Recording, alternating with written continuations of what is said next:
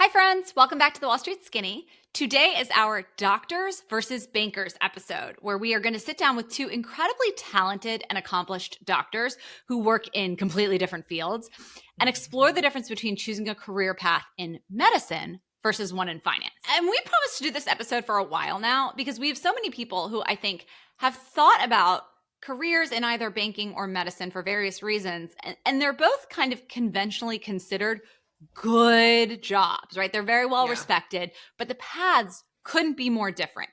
Think about it. From a credentialing standpoint, you can break into finance right out of undergrad. And sure, some people get MBAs, but technically, you don't even need to have a high school diploma to be able to work on Wall Street. Now, obviously, I mean, listen, these days it's insanely competitive, and you don't hear too many of those like, I started in the mailroom and now I'm Jamie Dimon kind of stories.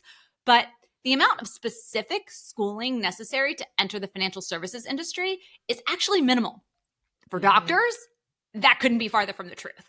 And so we're going to get into the education path, the training, the compensation, and the lifestyle for doctors in different fields. And then next week, actually, we're going to back-to-back this with bringing on two of Kristen's former coworkers who currently work in healthcare PE, so we can understand the finance on the other side of all this. Yeah. And actually, this episode, we are going to get into some of the bigger philosophical challenges in the medical world that have resulted in just actually kind of an alarming amount of brain drain. And one of the things that we get into is actually the stark difference between the US medical system and more socialized medicine in, say, Canada, which actually is where one of our guests is from. And so it's also worth noting that in Canada, there's tons of benefits. It is actually free, right? People in Canada also, though, can wait ages for gallbladder removal, knee replacements, because those are not really seen as an emergency. In the US, you can basically get that in like a week if you don't care about your surgeon, or even if you are particular, you can pretty much get it soon after. And another question that Bella was getting into, like, well, how do they handle end of life care, right? In the US, you go to the ER, you don't have insurance. They have to treat you and give you the absolute best medical care, regardless of your finances. Like, they're not going to say, hey, you can pay for this or you can't. It's just, we treat you and then we deal with it after. Now, you might end up leaving the ER with crippling medical debt, but like, at least you're not dead. The other question that you have with countries with socialized medicine is how much money are they going to actually throw at treating one patient? So they probably don't have a lot of the crazy medicines available at the hospitals that we have here. And, you know, here in the US, if you have a 92-year-old who comes in and is dying and the family like wants to pursue treatment, you're still going to try to keep them alive, paying thousands and thousands of dollars. It's just how it is here. And one of the reasons why our cost of medical expenses are so high, but it's just something, like I said, there's so many aspects to kind of looking at it. And the one last thing that Bella messaged me after the fact, we get into pay. And so pay is something for doctors that we didn't use hard ages, but if you're going through the path of trying to get a medical degree and actually start earning money, you're going to go to medical school after you graduate a 4-year degree. You then come out and you do your residency fellowship. So that means you're not earning real money until you're like 31 or 32. And part of the reason is that when you're in what's called the residency program, which again, we're going to get into, basically the way that the residents are paid is it's actually set federally. Like, they're paid out of Medicare and Medicaid, which is the money that basically goes to people who can't afford, right? Or people who are sort of very old. And so they're not going to start paying residents more money because that's going to come out of the money that goes to people who need that to actually get medical treatment. So it's one of these things where, because of just the structure of everything, it results in some of the brain drain where people maybe want to go into being a doctor, but like they just don't have the resources to get to the point where they can actually start to earn a living. So anyway, I think this is going to be a great conversation. Let's bring them on. So we are so excited because today we are joined by Dr. Bella Avanessian and Dr. Nisha Narayanan. Dr. Bella is a board-certified plastic surgeon with a focus on transgender surgery, and Dr. Nisha is double board-certified in pediatrics and pediatric ER emergency medicine. And so you might be wondering, why the heck do we have a bunch of doctors on the podcast? And the reason is that most people who have considered finance have also probably considered medicine, law, and any of these types of high-powered jobs. And so I know personally, I at one point considered going into medicine. I don't know, Jen, if you ever did, but law for me, of the doctor, lawyer, banker jobs that like everyone with that traditional family who is telling them to go out and get a quote unquote good job. Mine was the law side. Yours was the doctor side. Yeah. And we'll do a lawyer podcast here soon. So Bella was one of my best friends from college. We did biomedical engineering together, and then we lived in the city together. And Nisha also happens to be my sister-in-law. So I know both of you guys very well. But if you wouldn't mind, can you guys give us a quick rundown of your bios, where you went to school, what you studied, and then what you do right now? So I guess let's start with Bella, and then we'll do Nisha second. Thanks, Kristen and Jen, for having us, and thanks for the introductions. I'm Bella Avanessian. I did my undergrad studies at Brown with Kristen. I focused on biomedical engineering, got a Bachelor of Science in that, and then went on to the medical school, also at Brown, plastic surgery residency, also at Brown. And then finally, 14 years later, I moved to New York for a transgender surgery fellowship, the first in the nation by about a month. And Cool. I stayed, which I did not expect to do. And I still continue to be here in the same practice where I did my fellowship training. And I'm very happy doing mostly transgender surgery. That's awesome. Cool. And by the way, Bella, I also just like want to shout out because you got into, it's called the PLEMI program, where you could basically apply and get accepted into med school as an incoming freshman. And I feel like most of the PLEMI kids decided to study, I don't know, like underwater basket weaving. They took the least number of recs that they had to because they were already in med school. And Bella was like, you know what I'm going to do? I'm going to study biomedical engineering. That seems fun. And it was like basically one of the hardest, because it was like the most demanding, but it was, because you obviously loved the engineering side, which makes sense that you then ultimately chose plastics. So Nisha, do you want to give, I guess, your quick bio, and then we can dive into why you guys chose the specialties you did? Yeah, totally. Thank you so much for having me on. So I went to school at UC Berkeley where I made up my major called the humanization of modern medicine because you can do that at a hippie school. You're preaching to the choir here. You got Brown and we got Berkeley. So Yeah, and so I figured I had to take the pre-med requirements anyway. Like before college, I knew I wanted to go into medicine.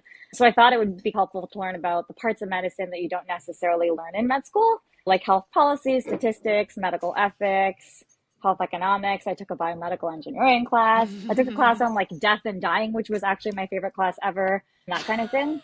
And then I went to med school at the George Washington University School of Medicine with a focus or an area of specialization in health policy.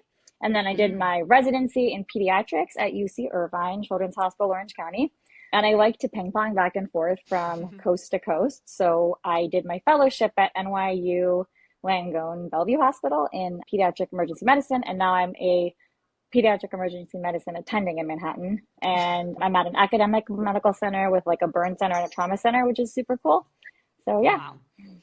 Wow. There's so much that you guys had to do to get to the point where you can actually practice medicine. I mean, it's credential after credential after credential. So we are going to get into that. But before we do that, I'd love to kind of hear why you guys chose the specialties you did. So again, with Bella, why you decided to go into plastics, why you ended up deciding to focus on transgender surgery. And then Nisha, what made you decide you wanted to do not only pediatrics, but then specifically pediatric ER?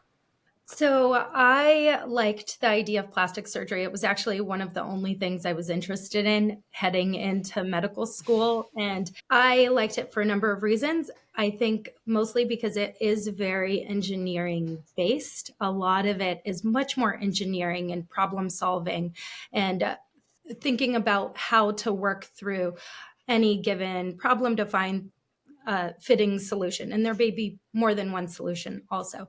So I liked that. Say more. What makes plastics more engineering based than say general surgery? So in general surgery, you're tasked with an end goal, like remove the diseased organ, remove the gallbladder, fix the hernia, fix the hole.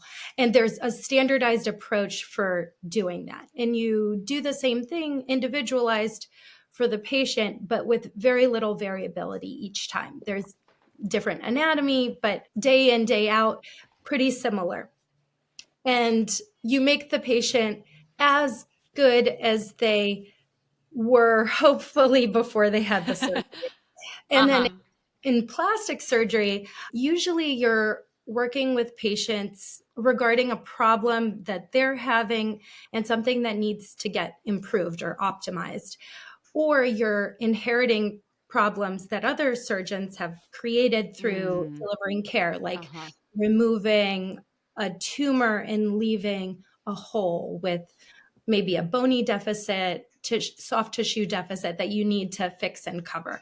So there's a lot of problem solving that's individualized for the specific problem that you're facing for that individual patient, as well as their different anatomy and certain patient specifications that come into play. So it's interesting. And there's a lot of optimization, very engineering-like.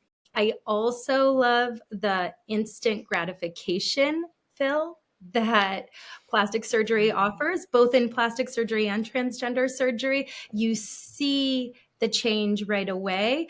And in transgender surgery specifically, the healing process is very dynamic. So it evolves a lot over time. And it's interesting to make little changes, barely noticeable changes seemingly in surgery, and then seeing like the full evolution of that change close to a year later with complete healing, and continuing to optimize your procedure so that you get a consistent end result. That's great. So it's that's so interesting too, because you have to do so much, I imagine, in terms of translating. Not everybody is going to necessarily be skilled at communicating to you exactly what they want. It's like a hairstylist. When you come in, you bring in a picture of J-Lo and you say, I want her hair. And the hairstylist's like, okay, I have something to work off of, but like, guess what? You're never going to look like J-Lo. That requires plastic surgery. Now here you are. And again, someone's going to come to you, say, I want plastic surgery. I want this outcome. I want to feel this way about myself. I want to present this to the world as a representation of who I am on the inside, on the outside. And you have to interpret all of that however they communicate it to you and say, I think it means this and I can deliver this, and manage those expectations too of, again, like, no matter how much plastic surgery I get, and I intend to get lots, I will never look like J-Lo, but like the best approximation of whatever is going to make me feel happy. I mean, that's a huge responsibility. And then add in, obviously, gender affirming surgery goes beyond, again, I don't really like my nose. Yeah, we do get into the nitty gritty and really focusing on the feature that's bothering the patient, the specific elements of that feature that are bothering the patient, what's possible with surgery, and is this realistic? So there's a lot of discussion and a lot of reframing of thought. The other thing I really love about plastic surgery is that often you're making the patient better in the end than they once were, as opposed to a lot of different surgical and medical fields where the most you can hope for is to get them to where they started before they had whatever problem they had. Yeah. So that makes sense. And rewarding. No, that makes so much sense. Nisha, do you want to talk about why you picked pediatrics and then ultimately specialized in pediatric ER? Yeah. So the way that it works in pediatric emergency medicine is that you can do a pediatrics residency and then a fellowship in pediatric emergency medicine, or you can do an emergency medicine residency and then do a fellowship in pediatrics. And the former is generally preferred by hospitals because you get more training in pediatrics, and that's like your primary skill set. So I chose to go into pediatrics because kids don't really follow the rules. They constantly surprise you. They're physically and mentally resilient, and they're not really supposed to be sick. So they don't get sick because they wear out. Their pathology is very interesting, and the illnesses they present with are fascinating, and they respond really, really well to treatment. So like you can have a patient who's literally on the verge of death, and a couple days later, they're like cracking jokes and walking out of the hospital, which happens much less often with adults. And they do ridiculous things. So your interactions with them, even in the hospital, even in terrible situations, are often joyful. Mainly because, I mean, it's not their fault they're sick, and they shouldn't be sick. So you feel this duty to do like everything you possibly can to fight for them.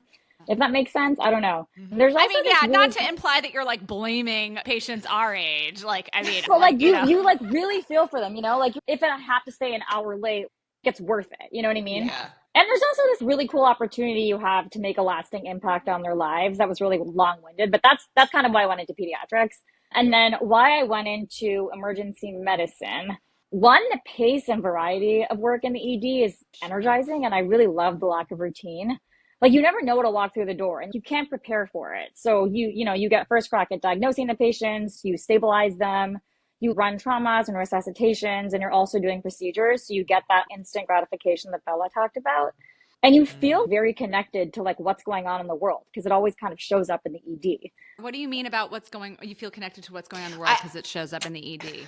You like have your pulse on what's happening in society. So like when we had an influx of refugees in New York, they all came into the ED. Like when RSV kind of was surging or when COVID was surging, the ED saw it first. When COVID first started happening, we had all these patients who came in from Wuhan before it was in the news. And so it's like you have your pulse on what's happening. And I remember in residency, my peds ED rotation taking me to, this sounds like corny, it took me like physical, mental, and like emotional extremes. And I kind of thought like, this is where I want to be, right in the center of it all, in this environment of controlled chaos. And now I'm just tired. You're also, for the record, Nisha also has a 3-month-old. So you're also in the thick of it with a newborn, which which is great because I'm like used to the schedule of a newborn. So it's like not bad at all.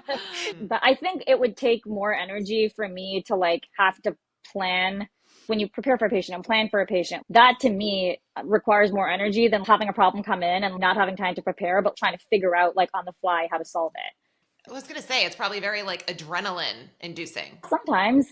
Sometimes the thing is too, is like there aren't emergencies. Sometimes it's like a perfectly healthy kid and the parents are really anxious and it's really cool to be able to like reassure them. Or my favorite patient are the kids who like stick things in orifices. And it's so, because they're always so proud of themselves. And you're like, what, like, why? Like, it's always the kid who has like 2 things in each nose and like a thing in like, their ear. Good job that's getting like, a carrot up each nostril. Seriously, and the parents and they're really are proud of it. devastated. And the kids like, but you like solve their problem. It's really enjoyable. Everyone leaves really happy. And you're like, that was great. And it didn't require like no one was actually harmed in the making of this emergency. Totally. I think it's cool. Like you have that diversity of, you have this non-urgent procedure. You have the like kid who comes in coding, which is terrible, but you know, it does get your adrenaline running. And then because it's shift work, I do like a lot of research. And so you can kind of confront the social complexities that like burden your patients with advocacy and with research, which I think is really interesting. And like, I think is really cool. So it offers you a nice variety of stuff.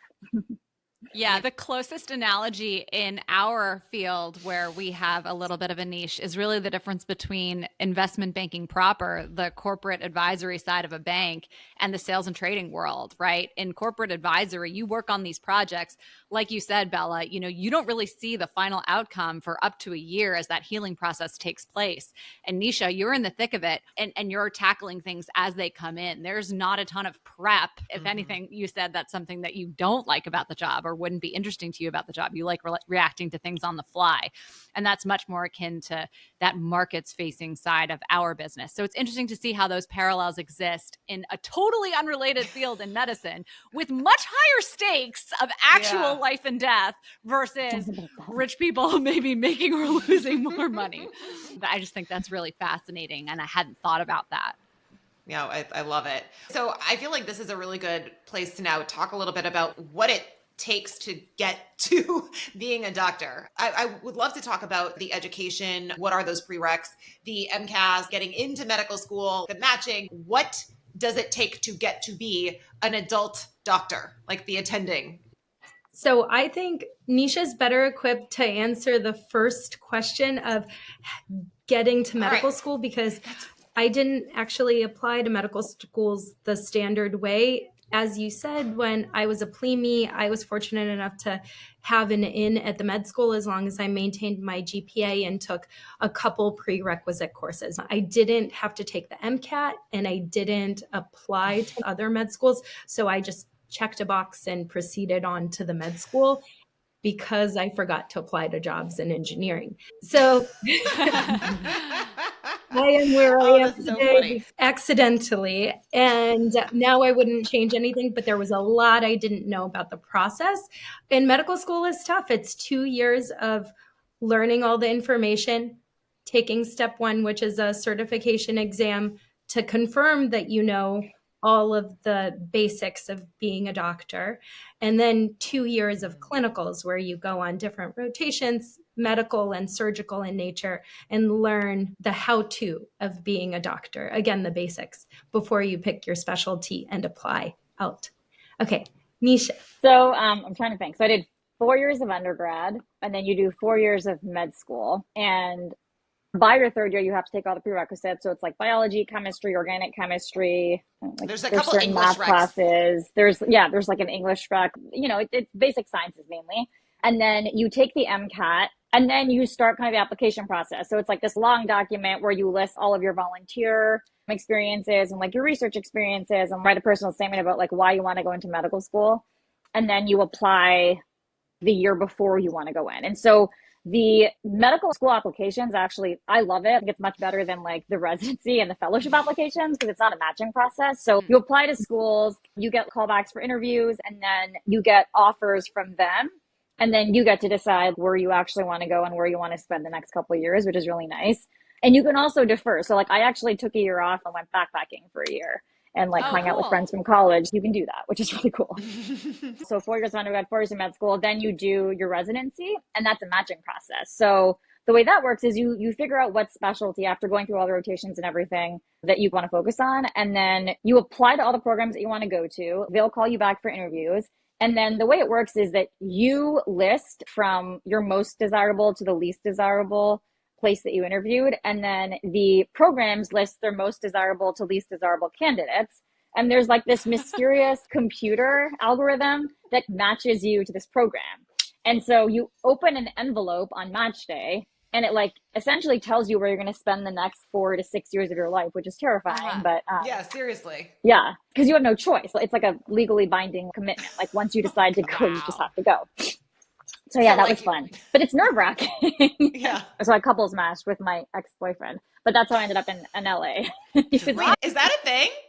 So yeah. So like if you're dating someone in med school, because it's this match process and you like don't want to be, they want you to like, be separated. Happy.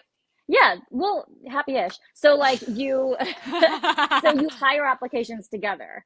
It'll make sure that you get a residency program. It doesn't have to be the same program. Like it can be like it programs in close proximity, but like you are responsible for tying your applications. Interesting. It's like adopting a pair of bonded dogs from the shelter. Essentially, yeah. That can also become really dramatic because there are different tiers of couples matching.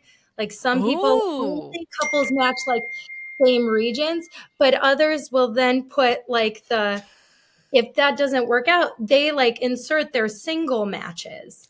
Which yeah, I like totally. We did that. But it does submit multiple couples matches that nobody knows about the other one. You're like, listen, if this guy gets in here, I'm going. I'm going with this other dude. No. Like, screw that guy. Like, it is crazy though, because you don't have control over your life, right? And I was super young. I didn't really care. I can't imagine how nerve-wracking it is if you have kids or a wife. Like it's terrifying. And if you want to go into like a, really, really competitive specialty and you're hell-bent on it, you could end up somewhere where you have no social support during like a very trying time, which is very scary. So I, as a layperson, have watched a lot of Grey's Anatomy. And I remember the first episode of Grey's Anatomy because I've watched it. I've like studied it. But, there's the beginning sequence where they bring all the interns into the room and they say like, look around you. Only 1 out of every 3 will be here at the end of the program. And again, there's a very similar vibe when you either start your summer internship in finance or show up as a first-year analyst of like, look around you. Most people won't be here by the end of your second year or whatever it is. We definitely had that speech at Lehman Brothers as well. I'm curious, like none of you will be here in 1 year.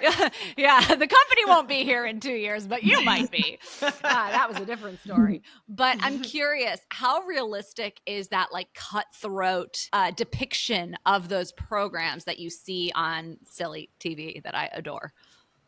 I think that it depends the type of program you're in. And on Grey's Anatomy, they're all general surgeons.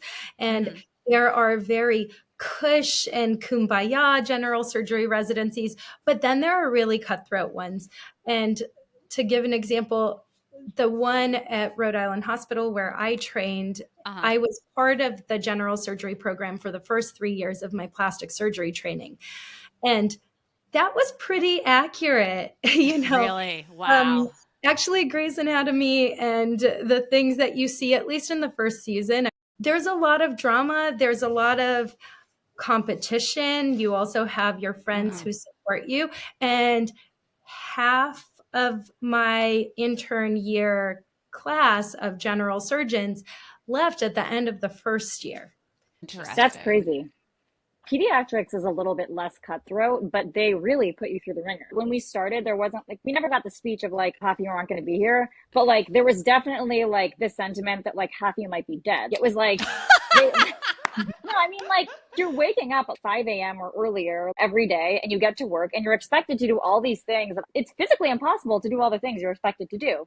The ACGME or like whatever governing body says you're supposed to go home at a certain time. Like, do you think any of us went home at that time? No. So like, there are many times where you get to work at 5 a.m. You don't leave till midnight or 1 or 2, and then you start the next day again. I barely remember it because I was like so sleep deprived, but I had a good time. I think my perspective on residency, having gone through surgical residency, is a little different. Like, sure, you're in the trenches, you're working hundreds of hours, you're exhausted. The only people around you are your core group of friends. You live and breathe with the other residents, particularly those in your year, and they become your lifelong friends. And it's because you've gone through the pits of hell together. It's trauma bonding. But I do think it's a necessary stepping stone to become a successful, capable surgeon, at least. Because at first, yes, you're doing everything, but you're learning to do it efficiently. But it also teaches you really how to take care of patients when they're okay, when they're sick, how to identify like the earliest signs of someone getting sick. And then in surgical training, how to operate, when not to operate, and really later to hone your skill and make those judgment calls about what the best choice of treatment is when there are multiple options. And I think, at least for me, residency got better every year because my attendings knew me, the other residents knew me, they knew my interests and my skill set.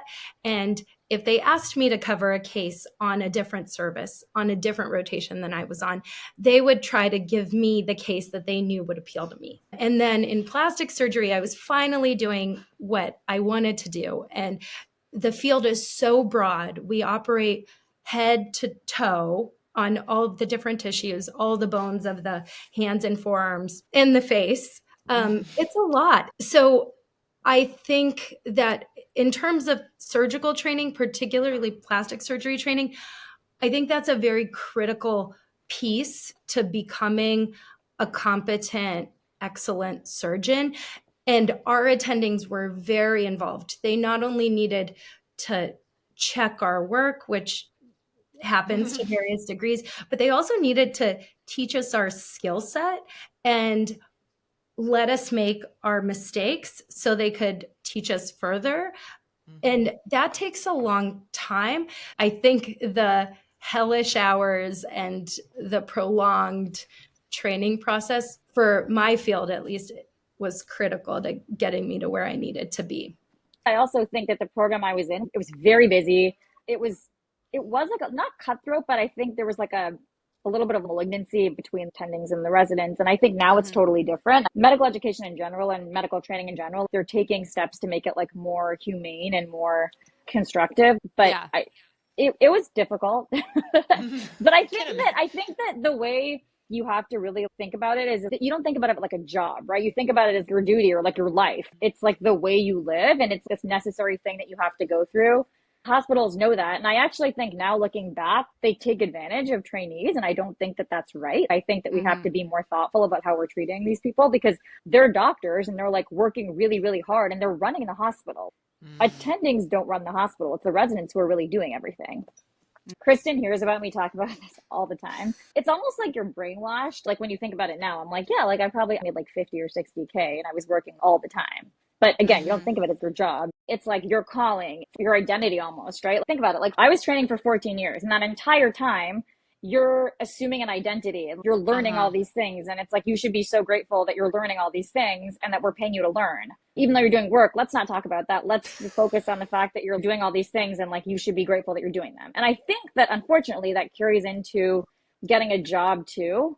You know, it's funny because my husband, Kristen's brother, is in finance. When I was getting my first real contracts, he's like, ask for this, or like, argue this, or like, why isn't this in it? And I'm like, dude, you can't ask that. Like, we don't, in academic, like pediatrics, you don't talk about money. That's something that you're not supposed to talk about. You're not supposed to ask for like compensation for certain things. You're supposed to just kind of like do it because you're like a good doctor, like a good person. It's funny. I didn't think anything of it until I like moved to New York. And I'm like, wait, like this entire, I'm like, I feel like a socialist. I'm Canadian. I think healthcare is a right. We shouldn't be like profiting off of people's misfortune. But I think that unfortunately in this country, healthcare is a business. And so it's really hard to reconcile the way you're trained to be altruistic, and then someone else is making $10 million a year, like profiting off of this altruism. Danielle Offrey like wrote this article in the New York Times a couple of years ago about how the business of healthcare profits off of nurses and doctors' altruism. And it's true, because you have to do all these things that are absolutely impossible to do, like in your work hours or in the way that they expect you to do it. But you're doing it for the good of your patients. And that's why you go into medicine. But also like, wait, it's a business. So in a sense, like, yes, should residents be paid more? Absolutely. In a perfect world, residents would be paid way more, especially because a lot of us have loans and they're just accruing interest. So the way that med school and medical education is structured is not with much financial consideration, particularly in what you choose to do after training. But I don't know. I mean, I like totally agree with you. I think that the residency is necessary. I 100% agree that the hours are necessary. I do think that we need to think about like how that affects residents and like treat trainees better. And I also think that like part of residency is getting a holistic training. In pediatrics, you want to rotate through every subspecialty, and it may not necessarily be what you want to do, but it's important to get kind of that exposure to everything. I thought fellowship was like Disneyland. Like, oh my God, I loved it. I did not care how often I was working or how long I was working or anything. I think part of it was just that like I went to like this unbelievable program, and I had, like you said, these really, really dedicated, wonderful mentors who were kind of like, oh, this is what you want to do. Let me show you how to do X, Y, or Z. And you're really doing exactly what you want to do and like what you've trained for like 12, 13 years to do. So it's really exciting and gratifying. So one thing, because I mean, we're throwing out like residency, fellowship. Can you like formally just explain to someone who maybe has never heard of that before? They think like, oh, you go to med school and you graduate, you're a doctor. Like, what is you do? No, you don't. Sorry. No, the reason I say that is because like you go to med school, you graduate, you're a doctor. So like residents are doctors, and I think that gets missed a lot. Like they have finished med school, like they're practicing physicians. Yes, you need supervision, especially because you're learning all of these, like Bella said, you really are thrown into the trenches. Like you start your first day and people are asking you to do things and you're like, what the hell? Like you're in the bathroom like Googling stuff sometimes. But that's not terrifying at all as a patient. No, but right, like it's true. But there's always supervision. You're never by yourself. There's always someone who you're running it by. But it's like learning on the fly. Yes. So yes, you graduate, you are a doctor, but you are not a doctor who is at your full earnings potential. You are now a doctor who is still treated like a, you know. You're like an apprentice, right? Like is kind of the way I think of it. I think when you graduate med school, you've done all of these rotations and you have a whole wealth of information, a lot of which is never used in medicine. But then the clinical things you've learned on your second 2 years of medical school, rotating through these rotations, you're on them for up to 2 months apiece. You're not focused on anything for a prolonged time. So you're really getting a glimpse into the lifestyle and the types of patients and patient care and the types of things that you do as all of these different types of medical and surgical specialties. You're not really coming out of med school capable of removing a gallbladder or of diagnosing a patient start to finish. Like in a perfect world, yes, you would be, but you need a lot of direct supervision and indirect supervision allowing you to like do that over and over and over again until it becomes so natural to you that it's just part of the way you process things, where you can come at a certain problem. You need to learn how to think. Exactly. And how to be conscientious in your diagnosis and management and assessment of something.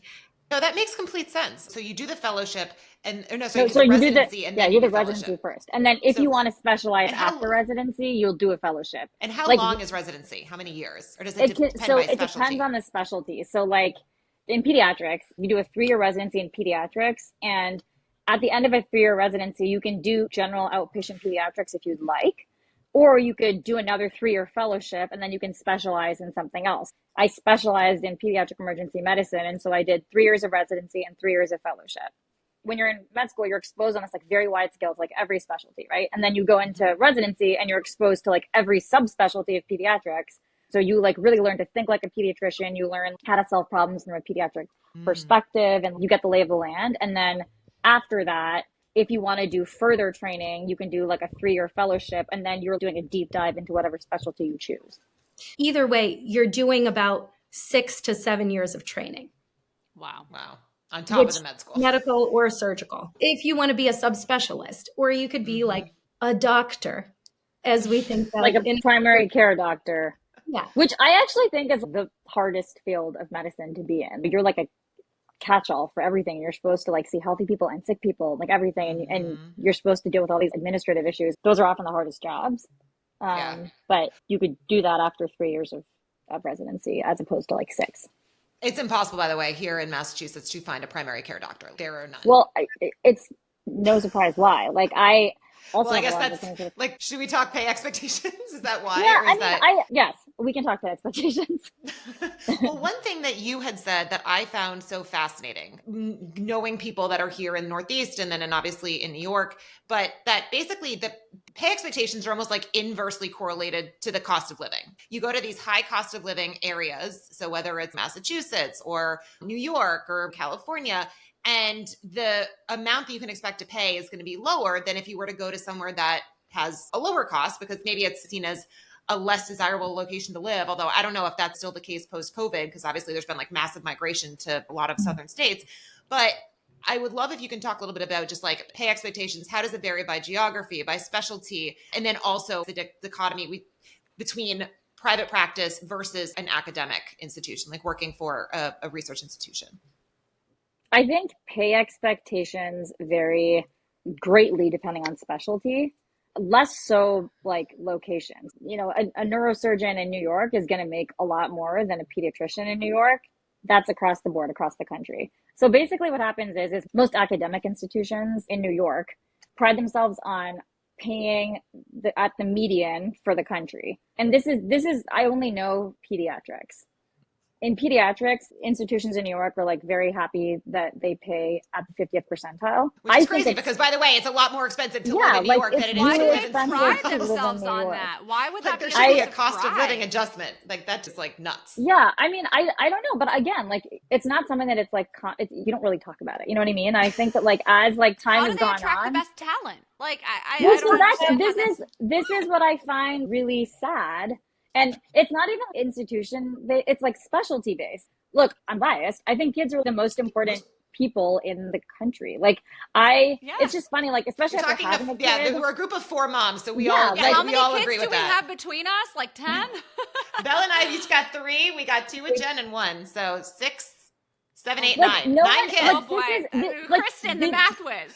We know this. America doesn't value children, and like I could go on my soapbox, but like they don't. Like teachers don't make enough. Daycare workers don't make enough. It's so sad because you're trusting your most important thing in your life. No one goes into pediatrics because you want to make money. We know that. The average, I mean, it was funny. I was looking at a job 2 days ago. It was like $125,000 for a general pediatrician. Well, UPS drivers make more than that, and so do Walmart managers. And I don't say that to be mean or derogatory to any of those professions that are very important. But I also think that it's like they didn't go till 14 or 15 years of training, and they're not asked to like do all these things for the children and not get compensated for it. And I really don't think it's about the money. But this is what I've realized in the last 3 months after having a kid is if you get paid less, that means that you're spending less time with your kid. Like you're more stressed because you can't afford a nanny in the city. Right. You can't afford a house near where you work. And so I think it's sad because I think that, look, if anything happened to my daughter, I'd want the person taking care of her to be well slept and like not stressed. And I want them to be able to focus on their job.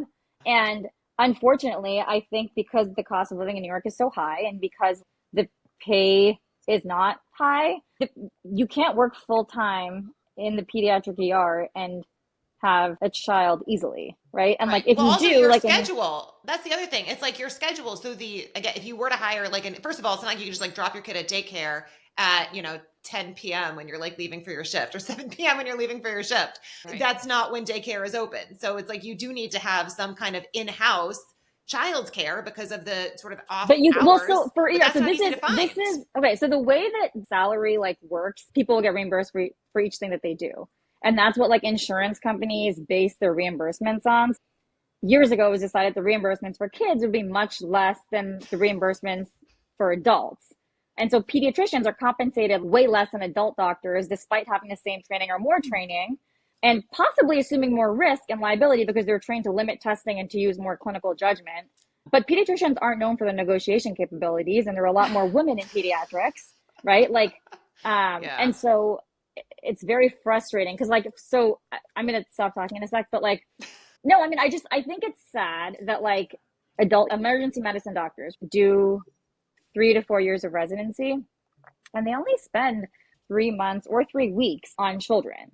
So every single study shows that you have better outcomes when you have a pediatric emergency medicine trained person treating your child. Like that's like a given, but we're paid like $50,000 to $100,000 than adult EM doctors in New York. And so it's really hard to justify telling a med student or a resident to go in. Like I can't be like go into pediatrics and then do an EM fellowship, which is what I did, which is better for the kid, when they could make more by doing less training. If they just do a 3 to 4 year EM residency, they can make a ton more, and that's more time with their family, and they can still treat children. The kind of standard line that I think that like people hear all the time is that kids don't make money for the hospital, like we're actually losing money.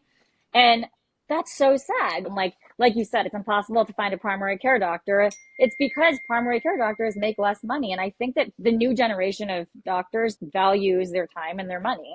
And I think the old generation like didn't grow up thinking that. Like that it didn't even occur to me. Like when I was, Well, I also think the more cost, like familial and societal pressure too. It's like you totally. have to have one of these jobs. This is a good job. Who cares about the money? It's a good job.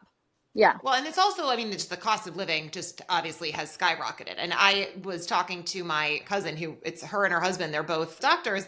And actually, I think my brother was said, because she grew up in California, and he goes, would you ever want to move back to California? He goes, we can't afford that on like a 2 doctor salary. I mean, they're on more of like and we're going to get into research versus private practice and stuff, but like it obviously can vary. Yeah, we talk a lot about aligning incentives. And again, if you want the best and the brightest, which objectively as a human, I definitely want the best and the brightest, not only looking after me, but looking after my children, looking after their children.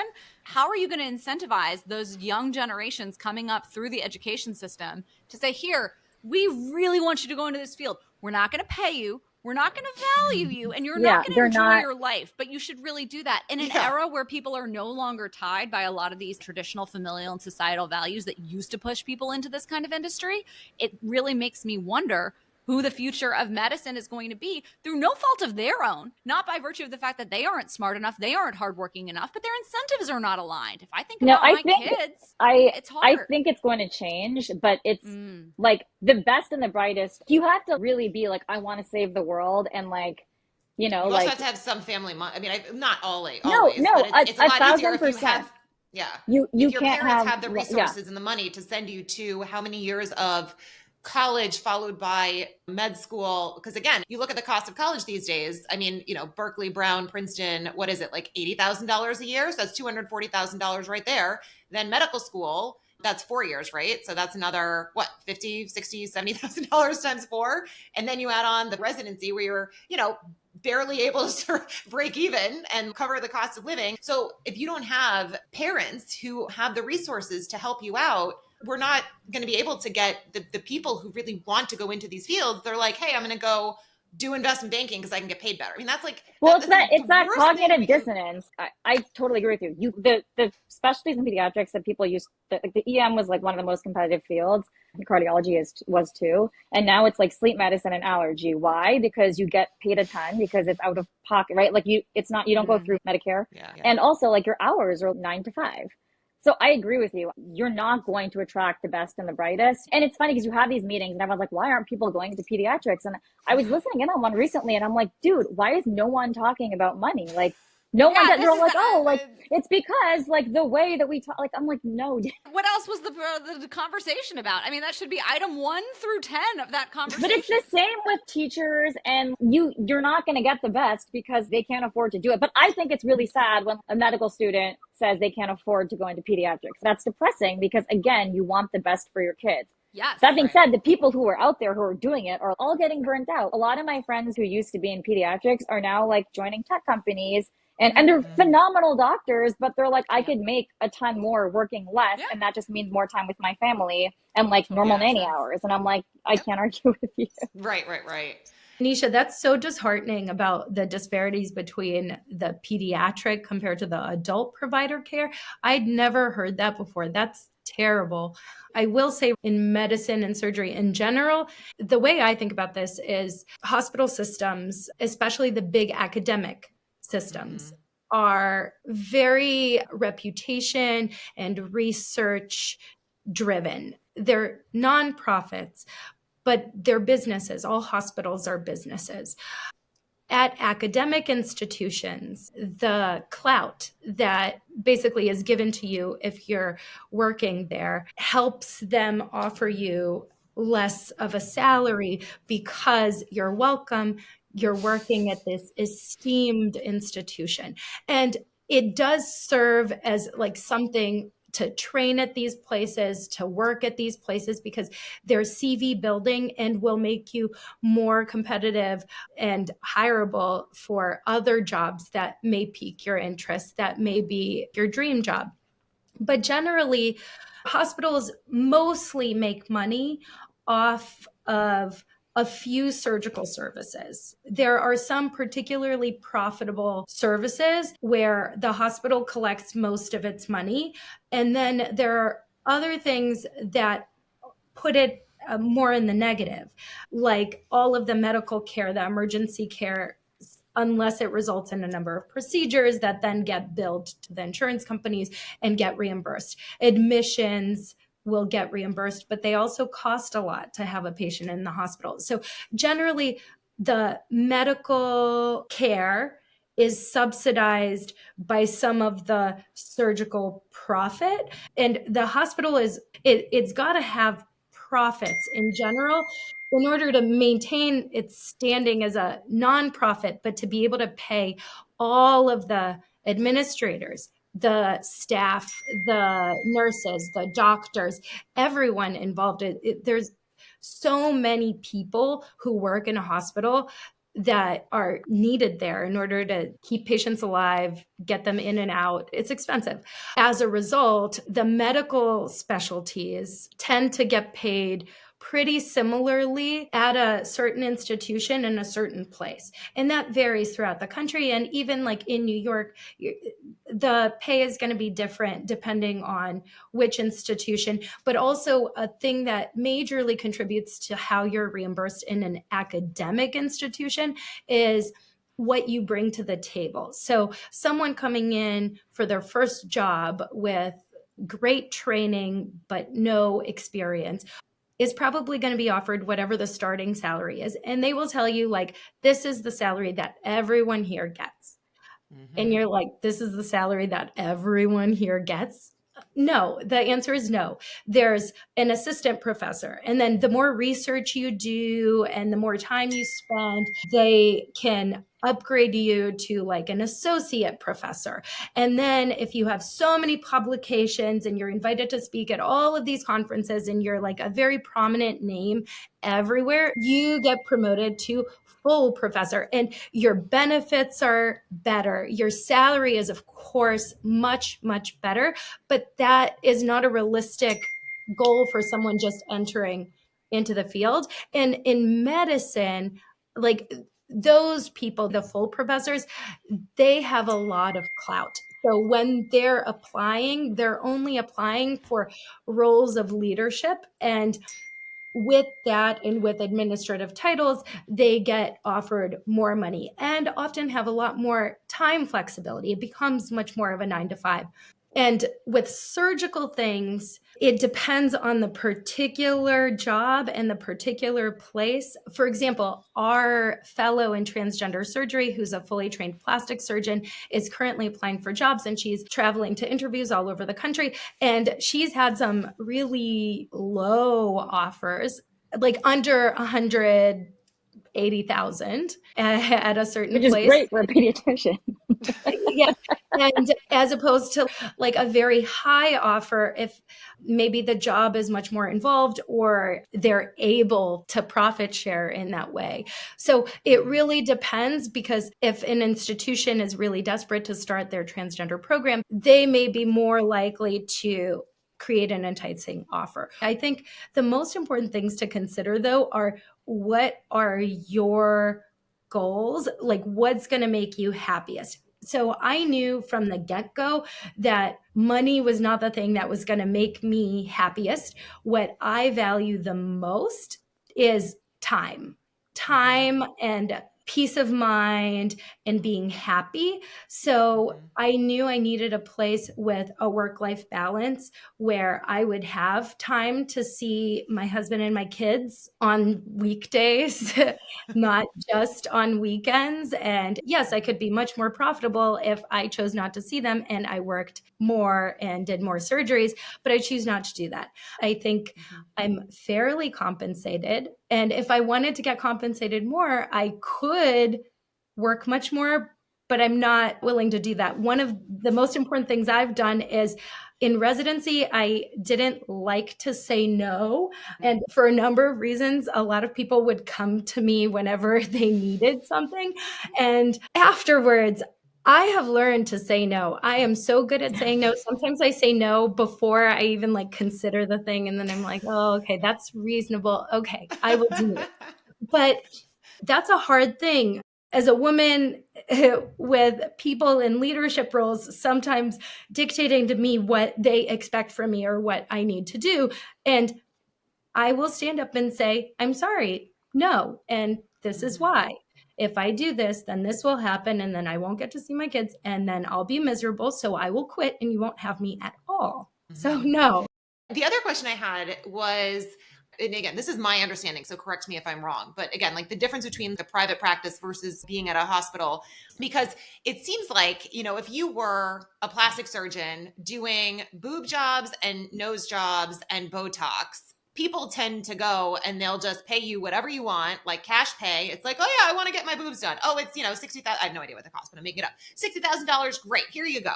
I mean, and like you see plastic surgeons and it's like, I think it was maybe Morning Brew. They interviewed like a random person on the street who's a plastic surgeon. Like, how much do you make?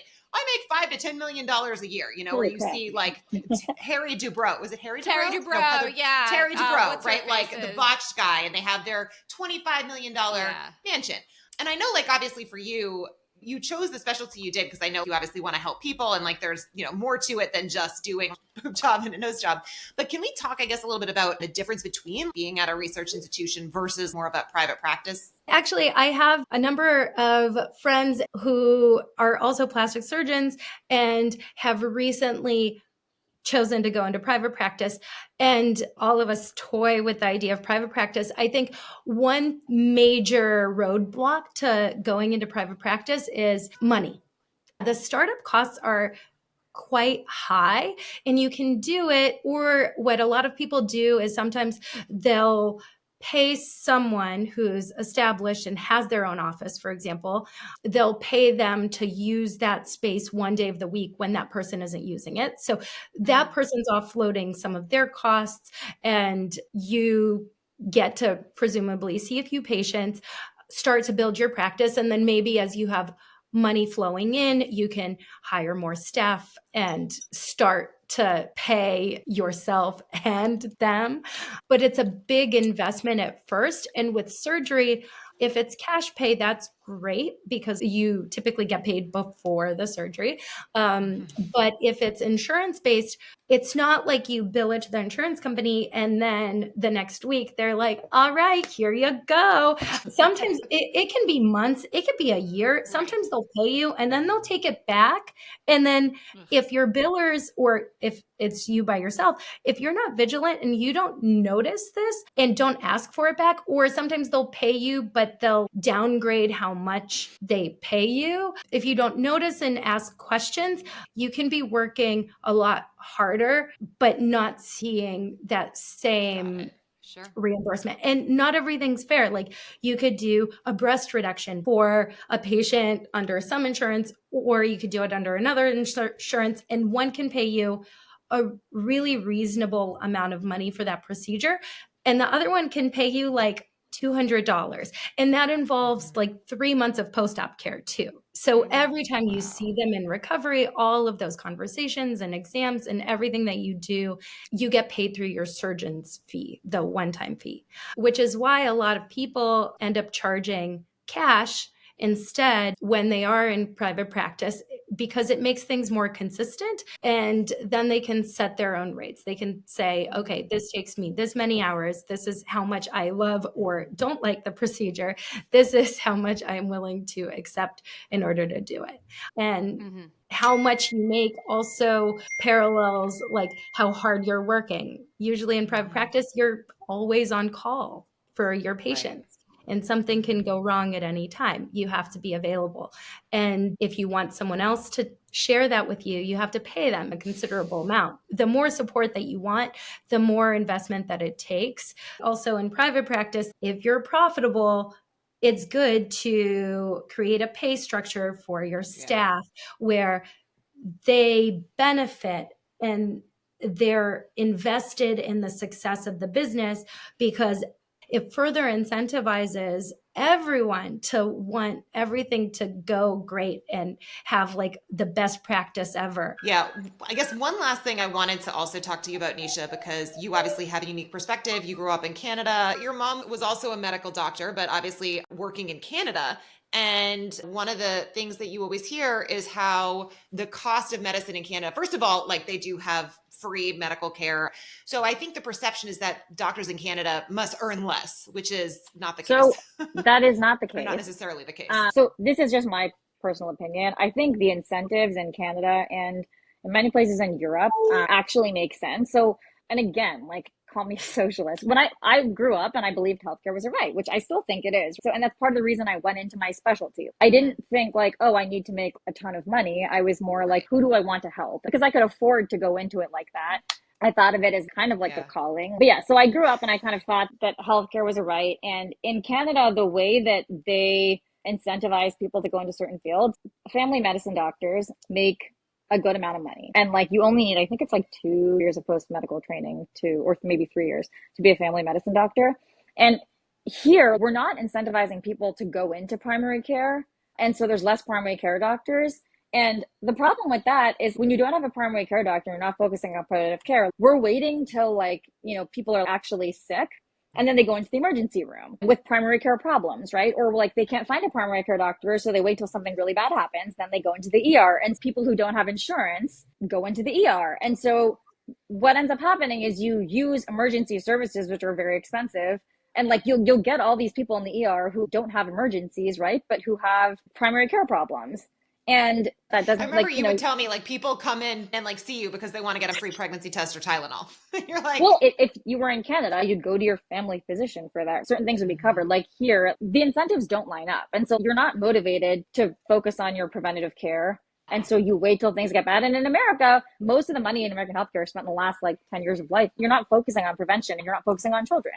And it's funny because people who are very fortunate don't think that that affects them, but it does, because then when your kid has an emergency and you go into the emergency room and there's one person on, because that's how the hospital is staffed, if they're, burdened with all of these kids who need Tylenol, whose parents like don't know how much to give them, if there's an actual emergency that comes in, you might miss it, or you might be like 3 hours late in getting to it because you're dealing with all these other things. And so it's like the great equalizer. Like at some point you are affected by all these things. And it does make sense to focus on prevention. It does make sense to incentivize people to go into primary care and into pediatrics. I don't know. I find it really frustrating because I think like the incentives are so misaligned. It's sad. And I mean, it is a problem right now, right? Like people aren't going into it. So like it's getting worse and worse and worse. If everyone goes into specialties that are not reimbursed by insurance, and because they have regular schedules, like who's going to do everything else? Right. Yeah. I mean, again, we don't need like a bazillion allergists and sleep doctors. We need the people that can actually, I mean, we need some. I mean, you do, but like, med students are becoming more savvy and they're asking questions that like I would never ask. People ask me how much I make like every day. And I'm like, wait, really? I never ask people that. And it's funny because like, I don't think it wouldn't have changed anything, but like it would have been nice to know. People are talking about money, they're talking about hours, they're talking about like negotiating. And the conversation is much more open than it used to be. Well, on one hand, I'm like, how dare you? And then I'm like, wait, that's actually like very empowering. I wish I'd asked good job. Yeah, it's not even about like the money. And I only say this because this is like a finance podcast. It's more about the justice of it all and the incentives. If a general pediatrician makes between 100 and 150 or 100 to 200K, it's really hard to like get more pediatricians. Or like if pediatric EM pays low to mid, whatever, 200s, and then you have like EM, which makes a lot more. Like, why would anyone go into, you know? From a theoretical standpoint, the way I think about money and compensation for what you do is, listen, at the end of the day, the money is a very tangible, very measurable representation of the value that you are adding. And I think you would be hard pressed to find anyone who could make the argument that either of you are not adding tremendous value to everyone's life. And so to have, like you said, that cognitive dissonance and that huge disconnect between that number and what you do, that should narrow, right? It may not always be perfectly aligned, but it should not be so much wider than these other industries. And I think that that's what you're talking about. It is that sense of injustice. That's what like bugs you. It doesn't make sense. But also like what you were talking about, thinking of incentives. What I don't understand is if you have a person who's super stressed and super tired, do you really think they're going to be able to provide the best care to the person who you think is the most important person in your life? Like, and that's what I don't. Yeah. Or is it just about money? Like, I function under really high manufactured stress. I do well under that environment. It's like very like whatever, masochistic. But I don't want the doctor who is going to save my child's life to be stressed because they're like, I need to go pick up my kid because the daycare's closing because I didn't get paid enough money to like be able to afford childcare to be able to put food on my table. Like those are the wrong reasons to be stressed. Be stressed because this is an emergent situation, not because your quality of life is so low. Well, and I guess the last thing, which just really bugs me, is this cost of living adjustment thing, because I think you had said, what, $100,000, $200,000, like that seems great. In New York City, how far does that go when taxes are obviously pretty high? And then the cost of just having an apartment, I mean, the amount of money you spend for every square foot is higher than like anywhere else in the US. I mean, come on, to be like proud that you're paying the median when it's the most, well, I guess it just recently fell from the most expensive city in the world. What now? It's like 5, but are we kidding? It's about being able to afford the basic necessities, which is a roof over your head, a bedroom for your child, and child totally care. Agree with you. And $200,000 sounds like a lot of money, but when you're paying off like hundreds of thousands of dollars in loans, it's not. Yeah, it can be a calling, but it doesn't have to be a sacrifice. You know what I'm saying? Like it doesn't have to be this like penalizing thing. Yeah, I'm right? also I'm actually totally okay with it being a sacrifice too if we have a public healthcare system and like no, it's true. Like if every single person who I treat doesn't have to pay for it and like every kid gets the best healthcare out, I think that's reasonable. But if a hospital administrator is making like $10 million a year, that sucks. Yeah. I agree with the administrator thing and with a lot of the points. I think there are pluses and minuses to socialized medicine because, yes, medicine for all, treatment for all is great, but I don't think we're ever going to get to treatment for everyone and the best treatment for everyone. Because one of the things with universal healthcare involves a lot of waiting for non-emergent things. Even urgent, but not emergent things. Sometimes they get pushed up. But for example, in Canada, a lot of people end up paying cash if they want their surgery Yeah, sooner. I think that's okay though if they want their surgery sooner and it's not essential. Do you know what I mean? Like I think here a lot of people who need essential things aren't getting them, and that's a problem. Kids who need asthma medication like can't get it or can't see a doctor, or like the worst is in FQHCs or like in like more publicly funded primary care centers. There's like 3 or 4 hour wait times. And so you're trying, but if you don't get enough money to like run the place, what are you supposed to do? So I really think we need to like look long and hard at our incentives. And to be clear, I'm not like 100% advocating for like universal healthcare right now. I agree with you. I don't think we're going to get there, but I do think we need a basic level of coverage that we don't have. And unless we realign our incentives, we're not going to get the best healthcare system we possibly can. I think that we need to close that cognitive dissonance. We need to like understand that medicine's a calling. It's a job, and you need to also look at how you're going to recruit the best and the brightest for the positions that you want to fill with the best and the brightest. Yeah, absolutely. We need to stop the brain drain. I think that's and we need to shift incentives to primary care, preventative care, and re-educate the public too. Yeah. No, this has been so fascinating. I mean, I learned so much. I feel like there's so much valuable information here for our listeners, because not all of them want to go into whatever, like investment banking. A lot of them are looking at different things. And I do think it's important to understand what the options are. And if we have a listener who can help try to figure out how the heck we get the American healthcare system back on track, that's all other. We are going to do a conversation with someone who works in healthcare finance. So I think this is going to be a really interesting, there's going to be two sides of that coin. You guys who are in the trenches, so to speak, who are dealing with patients, who are thinking about the system, and you guys see all the places where the system is broken.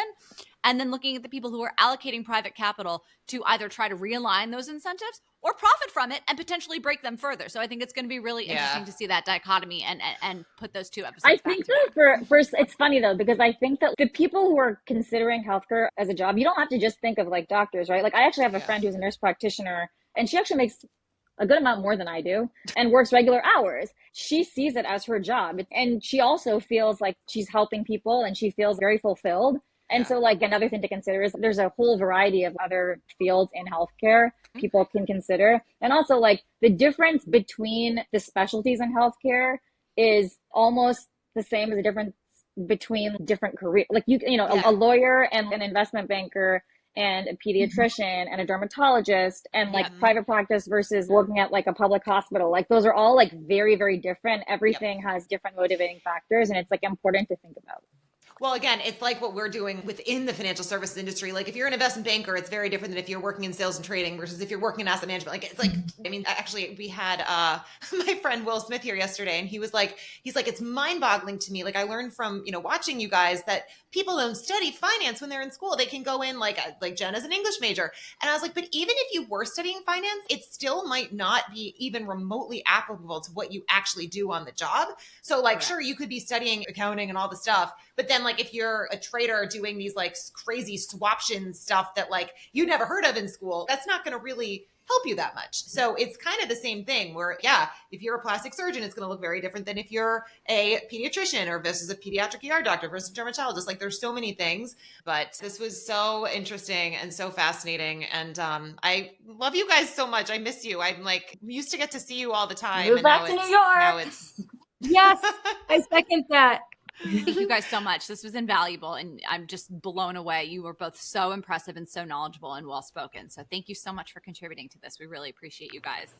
Thanks for having us. Thank you.